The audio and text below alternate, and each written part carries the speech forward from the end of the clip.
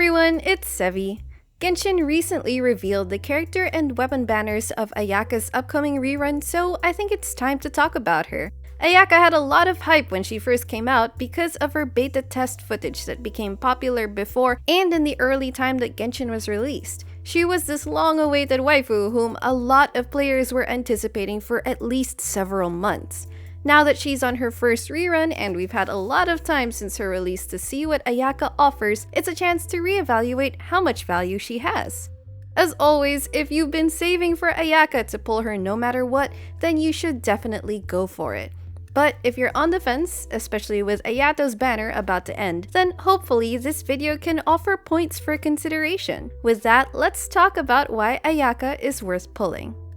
To establish her main role, Ayaka's a cryo quick swap burst DPS. While she can be used for her auto attacks as an on-field DPS of sorts, her burst is really where most of her damage lies. Her playstyle isn't a selfish DPS that demands a lot of field time, but rather she prefers tighter rotations that make the best use of her front-loaded burst. Now, cryo units in Genshin are primarily valuable in team comps since they 1. Enable melt or reverse melt teams, and 2. Create freeze teams, which use a standard template of 2 cryos, 1 hydro, and 1 anemo.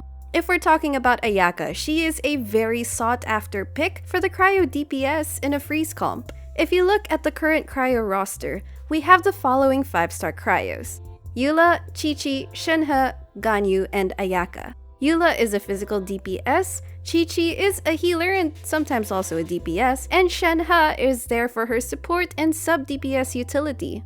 So the real choices we're left with are Ganyu and Ayaka for 5-star cryo DPSs, and their closest DPS counterparts among the 4 stars are Kaeya, Rosaria, and Chongyun.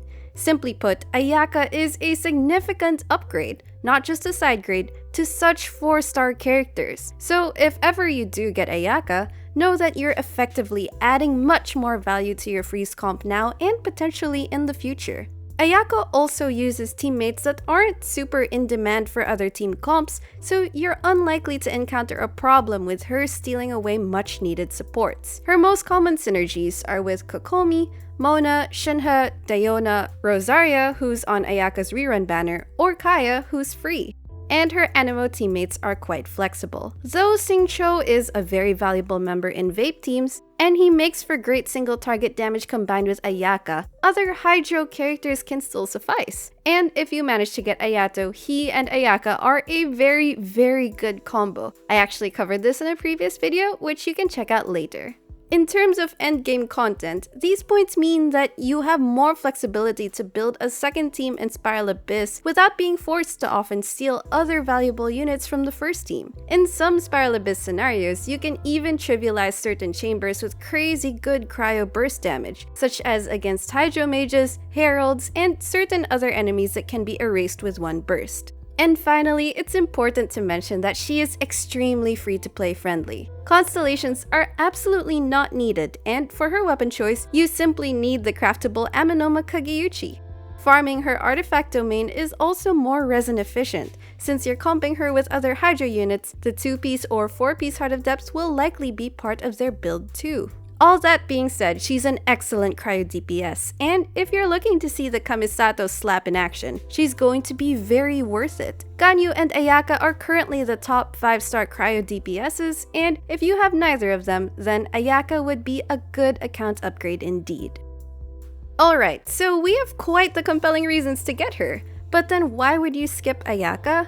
Well, the first obvious reason is of course you have your heart and primos set out for another waifu or husbando. In that case, Ayaka will indeed have to wait. But other than that, it comes down to understanding what her potential caveats are and if those are not suited to your taste. Starting with team comps.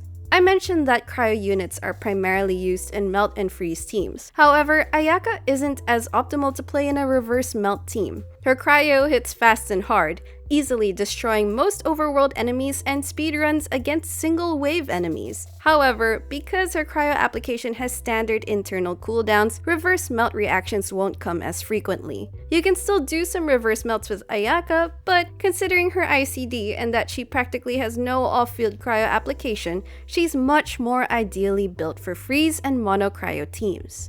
If we're talking alternatives, Ganyu offers some things different from Ayaka. She's very feasible for a reverse melt team when combined with Xiangling's constant pyro application. She also has more all-around utility thanks to her longer off-field burst cryo application, which may see more synergy with other future characters.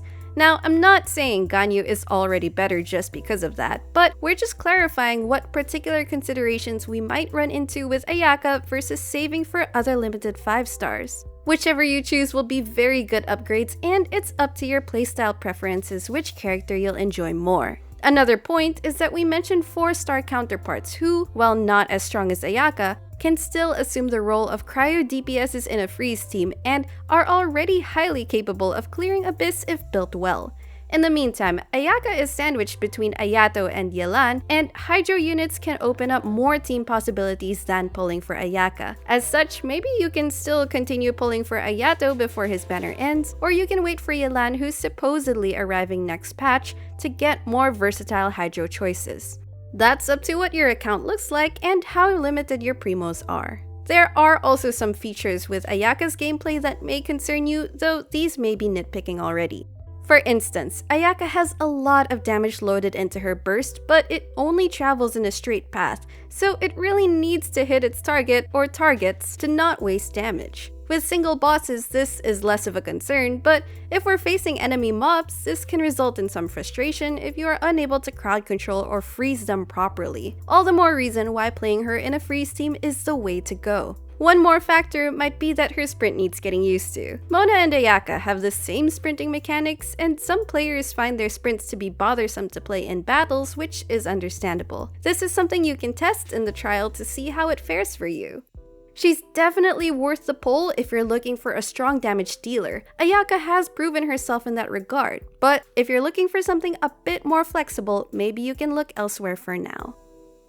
In conclusion, Ayaka is extremely good at what she's expected to do, being a significant upgrade to 4-star cryo alternatives. By herself, she is indeed worth pulling. The deciding factor is how you want to further optimize your account. Ask yourself, are you looking to further stack your freeze team comps? Could you do for now with other cryo units? Are there other units you're lacking who can fulfill certain roles and open up more teams? Or just pull her for waifu reasons, and thankfully, she is both waifu and meta. You shouldn't regret it either way. That's going to be all for this video, everyone. If you are pulling for Ayaka or have plans to, go ahead and comment down below. I would love to find out. If you enjoyed this video, don't forget to leave a like, consider subscribing to my channel if you haven't already, and I will see you all soon. Take care!